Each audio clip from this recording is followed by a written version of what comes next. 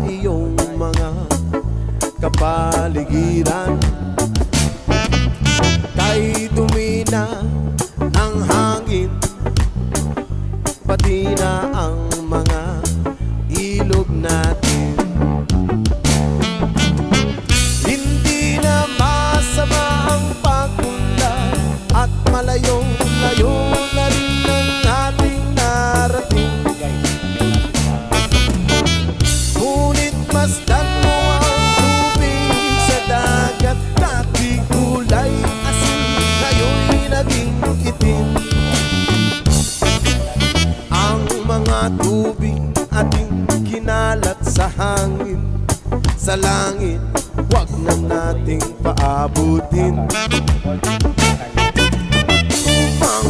Kung tayo'y pumanaw man sa riwang hangin, sa langit natin